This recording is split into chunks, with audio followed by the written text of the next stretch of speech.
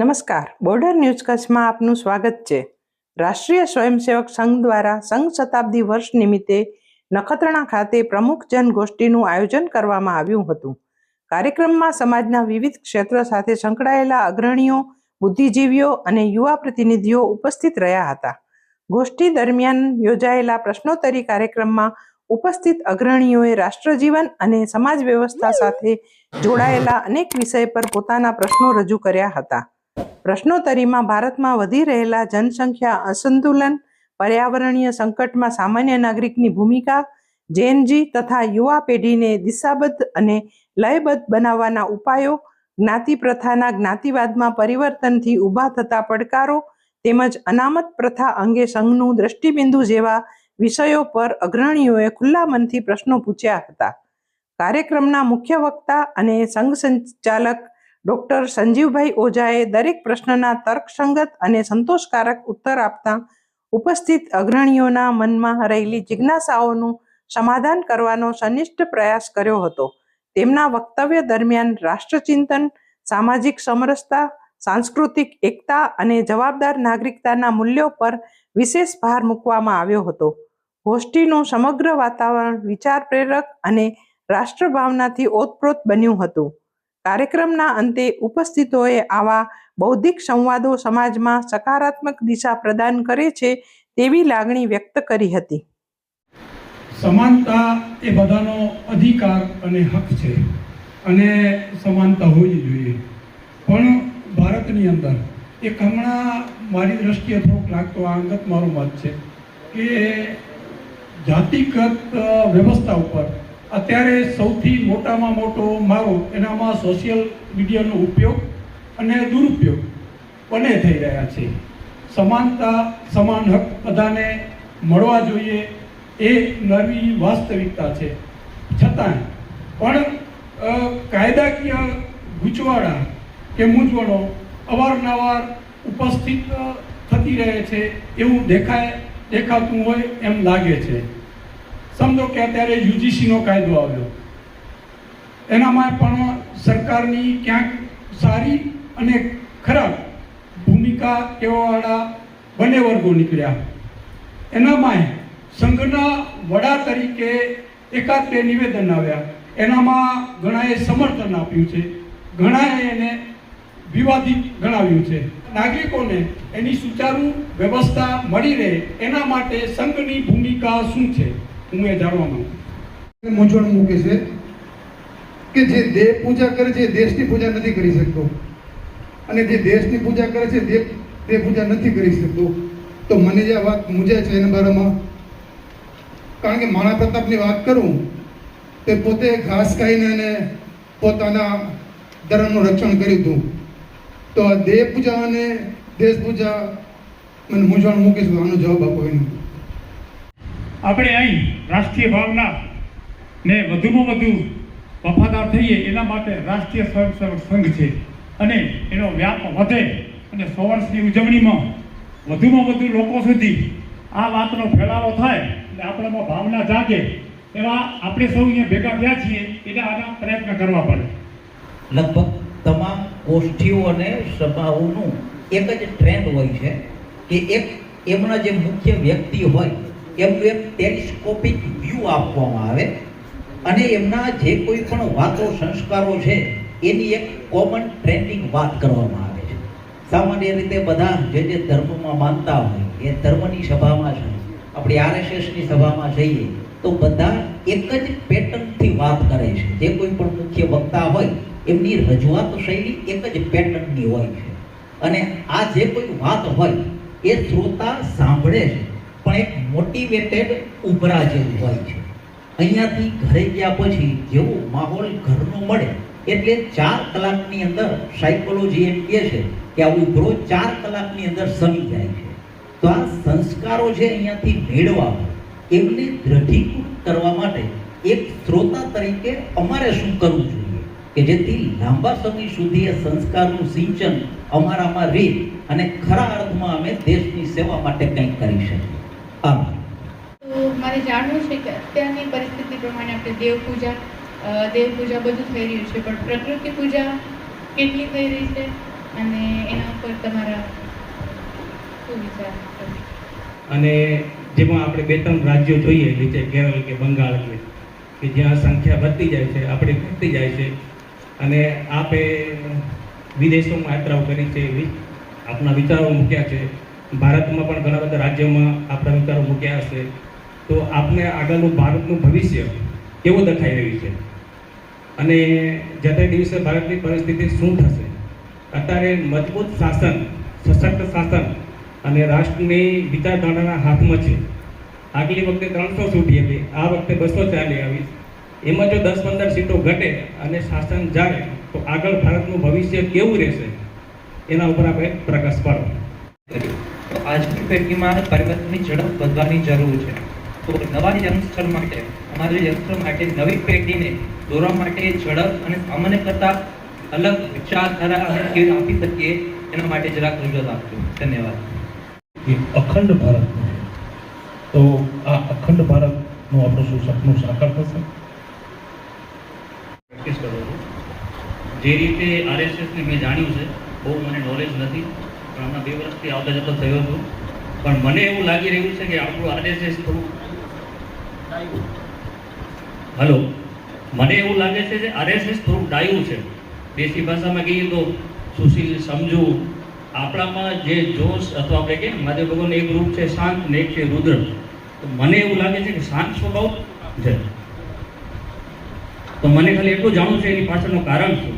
ધન્યવાદ. છેલ્લા 20 વર્ષથી ત્યાં પ્રેક્ટિસ કરું છું. મારે જાણવું છે કે સંઘનો સાચો સ્વયંસેવક કોણ? રેગ્યુલર શાખામાં જાય છે એ કે વિચારો સાથે ફરે છે એ? સાથેની આપણી આગળની રણનીતિ શું છે? શેની સાથે? વિશ્વ ભારત સાથેની આગળની રણનીતિ. માનસિકતા નથી કે જ્યાં સુધી સમાજનો અંતિમ વ્યક્તિ બાકીના સમાજની સમાનતા પ્રાપ્ત નહીં કરે ત્યાં સુધી બંધારણની જે જોગવાઈ મુજબ અનામત વ્યવસ્થા છે એને રાષ્ટ્રીય સ્વયંસેવક સંઘનું પૂર્ણ સમર્થન છે. નાનું ઉદાહરણ કે આપણા ઘરમાં પોલિયોગ્રસ્ત બાળક હોય તો એને દૂધ વધારે આપવું પડે. ક્યાં સુધી? એ બાળક જીવે અથવા તંદુરસ્ત થાય ત્યાં સુધી. એટલે દૂધ ખરીદવાની ક્ષમતા એ પરિવારની સીમિત હોય તો એ બાળકને વધારે દૂધ પાવાનું છે, તો બાકીના એ ઓછું દૂધ લેવાનું છે. આ કાળક્રમે ભારતીય સમાજ, હિન્દુ સમાજની અંદર જે કુરીતિઓ આવી ગઈ, હવે એમના પ્રશ્નના બાકીના પાસા. અનામતનો આ સીધો, સરળ, સ્પષ્ટ જવાબ છે. દેહ પૂજા કરવી છે. સમજવા માટે દેહ અને દેવ પૂજા કરવી છે. હવે દેશ પૂજા હું કેવી રીતે કરી શકું? મારે દુકાન છે, પત્ની છે, બાળકો છે, જવાબદારી છે, બેંક લોન છે. આ બધામાં મારાથી દેશ પૂજા થાય નહીં. આવી એક 47 પછી ભારતમાં માનસિકતા, 1947 પછી કોણ કરશે? બધું સરકાર કરશે. વાસ્તવમાં દેહ શબ્દ વિવરણમાં જવાનો સમય નથી. વ્યક્તિગત ચારિત્ર, શ્રવણથી વેદ, પેઢીઓદર પેઢી, કારણ કે ત્યારે કાગળ નતા, પ્રિન્ટિંગ પ્રેસ નતા, અને છતાં બધું જ કંઠસ્થ હતું. ખાલી કંઠસ્થ નથી કરવાનું, હૃદયસ્થ કરવાનું છે. અને જ્યારે હૃદયસ્થ થાય ત્યારે આચરણમાં આવે. એટલે સારા શ્રોતા કયા કે આજે મેં પૂજ્ય કથાકારને સાંભળ્યા પછી આ એક વાત મારા હૃદયને સ્પર્શી ગઈ, અત્યારથી મોડામાં મોડું કાલ સવારથી હું એને આચરણમાં મૂકીશ તો હું સારો શ્રોતા. પછી પેલા પૂજ્ય કથાકાર કે મારી જેવા ડોબા જે કોઈ વક્તા છે એ સારા કે ખરાબ એમાં પડવું જ નહીં. આમાંથી સારું આ લાગ્યું ને તો એ આપણે આપણા વ્યવહારની અંદર મૂકવું. તો આ સારા શ્રોતાવાળી સાંભળવું બધું, એમાંથી નિરક્ષીર વિવેક કહેવાય છે ને, પાણી અને દૂધ એને જુદા પાડવાનો વિવેક, આ આપણી સંસ્કૃતિમાં છે જ. એ આપણે ડેવલપ કરવો પડે. આ મારે લેવાનું છે, લીધા પછી સંઘરી નથી રાખવાનું, એને વ્યવહારમાં ઉતારવાનું છે. તો મારી માં, મારા દાદી, મારી સાસુ આમ કરતા, એક રોટલી કૂતરા માટે, એક ગાય માટે. તો પ્રકૃતિનું પૂજન એ આપણા સંસ્કારમાં છે. એટલે આમ રોટલી સાઈડમાં કાઢી રાખીએ છીએ, પછી શું કરીએ છીએ 11મા માળે એ મમ્મીને જઈને પૂછવું પડે. પરંતુ કાઢીએ છીએ એ સંસ્કાર જીવતો રાખવો. એક અનેક પર્યાવરણ માટે ભારતીય સંસ્કારો અને સંસ્કૃતિના આધારે કામ કરનાર, એટલે ગ્રીન પીસ નહીં. વિશ્વમાં પર્યાવરણના નામે ગ્રેટા જેવા તત્વો જેને ધંધો બનાવી દીધો છે પર્યાવરણને, એની વાત નથી. ભારત સંસ્કૃતિ હિન્દુત્વના આધારે હરિત ઘાટ જમતી વખતે વિસ્તૃત વાત થઈ શકશે. તો જનસંખ્યા આનું અસંતુલન 3 રીતે થાય છે. એક, લવ જેહાદ. હિન્દુ દીકરી, કોઈ પણ હિન્દુ સમાજની, આખા ભારતની કોઈ પણ જ્ઞાતિ, જનજાતિ, ભૂભાગમાં એવું હિન્દુ સમાજનું ઘટક નથી કે જ્યાંની દીકરીને ઇસ્લામિક ષડયંત્રના ભાગરૂપે ઉપાડી ન ગયા હોય, નિકાહ ન કર્યા હોય, બાળકો પેદા ન કર્યા હોય. એ મહિલાને બાંગ્લાદેશ, સાઉદી અરેબિયા સહિતના દેશોમાં વેચી ન નાખી હોય, અથવા અહીંયા અન્ય કોઈની સાથે પરણાવી ન દીધી હોય. એટલે એક આ જનસંખ્યા અસંતુલન, ઇમ્બેલેન્સ, ડેમોગ્રાફિક ચેન્જ, આ પહેલો વિષય. બીજો વિષય છે ઘૂસણખોરી. રોહિંગ્યા આવ્યા, કહેવાય છે શું, એ જ્યાં હતા ત્યાં મ્યાનમાર, ચીન, ત્યાં એની ઉપર અત્યાચાર થયા. અગાઉ હિન્દુ ઉપર થયા. પશ્ચિમ પાકિસ્તાને પૂર્વ પાકિસ્તાનના હિન્દુઓ ઉપર જે પ્રકારના અમાનુષીય અત્યાચારો કર્યા, એના કારણે ચિટાગોંગ સહિત આજના બાંગ્લાદેશમાંથી લાખોની સંખ્યામાં હિન્દુઓ આવ્યા. એ ક્યાં હતા? વધીને આસામ, પૂર્વોત્તર, પશ્ચિમ બંગાળ, એથી આગળ નથી આવ્યા. તો શરણાર્થી આવે છે, અત્યાચારના કારણે આવે છે, તો ક્યાં હોય? સરહદ ઉપર હોય ને. શરણાર્થી શિબિર સરહદ ઉપર હોય. રોહિંગ્યા ભગવતીપરા, રાજકોટનો એક વિસ્તાર, ત્યાં શા માટે હોય? ધ્રોળ, જામનગર જિલ્લાનું તાલુકા કેન્દ્ર, ત્યાં શા માટે હોય? ચંદીગઢની અંદર શા માટે હોય? કેવી રીતે હોય? શા માટે હોય? એક કેવી રીતે હોય? એટલે આ જે ઘૂસણખોરી છે, એ ઘૂસણખોરોને જાણવા, પકડવા, પરત કરવા, તો આ જનસંખ્યા અસંતુલન ઠીક થશે. બીજો પોઈન્ટ. ત્રીજો પોઈન્ટ, જેની સાથે એક નવો પ્રશ્ન પણ હતો. અખંડ ભારતનું અહીંયા ચિત્ર છે, સ્વપ્ન વાળો. 2 વાક્યમાં આ બંને પાસાનો જવાબ આપવાનો પ્રયત્ન કરું છું. એક, અખંડ ભારત આ સ્વપ્ન નથી, અખંડ ભારત આ વાસ્તવિકતા છે. એટલે શું? સાંસ્કૃતિક રીતે આપણે છે ને ઓલી નાગરિક શાસ્ત્ર જ ભણ્યા છીએ. અખંડ ભારત કે રાજ્ય, સ્ટેટ, પાકિસ્તાન અલગ, બાંગ્લાદેશ અલગ, નેપાળ અલગ, તિબેટ ચાઇના પાસે, પાક વ્યાપ્ત કાશ્મીર પાકિસ્તાન પાસે, સિયાચીન ચીન પાસે, શ્રીલંકા, બ્રહ્મદેશ એટલે મ્યાનમાર. અખંડ ભારત આ સાંસ્કૃતિક વાસ્તવિકતા છે. હવે અમે નથી માનતા એવું કહી શકો. પરમ દિવસના લાહોર શહેરના પ્રખ્યાત સ્થાનોના ઐતિહાસિક નામ બદલવાનો ઇસ્લામિક રિપબ્લિક ઓફ પાકિસ્તાનનો નિર્ણય વાંચી લેજો, એટલે એમાં એનો જવાબ આવી જાય કે આ સાંસ્કૃતિક છે. કે 3 દેશ આ દશકમાં વિશ્વના નકશા ઉપર નવા આવ્યા. આ સમજવાની એટલા માટે આવશ્યકતા છે કે આગલો પ્રશ્ન છે ડેમોગ્રાફિક ચેન્જ, જનસંખ્યા અસંતુલન, કાશ્મીર ઇસ્લામિક આક્રમણ વાળો આવ્યો ને, વિશ્વનો સૌથી વધારે ઇસ્લામિક અનુયાયીનો દેશ આજ સુધી ઇન્ડોનેશિયા છે. એમાંથી ઈસ્ટ તિમોર નામનો દેશ ઈસાઈ 70% થયો, એટલે અલગ થવું પડ્યું. એટલે વિશ્વમાં નવા દેશનો જન્મ થયો. શું કામ? મજહબ બદલાણો, દેશ તૂટ્યો. એટલે અખંડ ભારતનો બીજો જવાબ શું છે કે જબ જબ હિન્દુ ઘટા. હિન્દુ જ્યારે જ્યારે જ્યાં જ્યાં જે ભૂભાગમાંથી ઘટ્યો છે, ઓછો થયો છે, વહ હિસ્સા ભારત સે કટા, એ ભાગ ભારતથી કપાઈ ગયો છે. બાંગ્લાદેશ, પાકિસ્તાન, આ બધા આપણા અનુભવ છે. શ્રીલંકા, મ્યાનમાર, તિબેટ, નેપાલ, આ અંગ્રેજની કૂટનીતિના કારણે, એ ડેમોગ્રાફિક ચેન્જ, જનસંખ્યા અસંતુલનના કારણે અખંડ ભારતમાંથી નથી છૂટા થયા. ઝેનઝી વાળો એક પ્રશ્ન પૂછ્યો છે, અને આરએસએસ રુદ્ર કે શાંત, આ બીજો. અને એની સાથે સાચો સ્વયંસેવક કોણ, એવો અઘરો સવાલ. આ ત્રણેયનો એક જ જવાબ છે.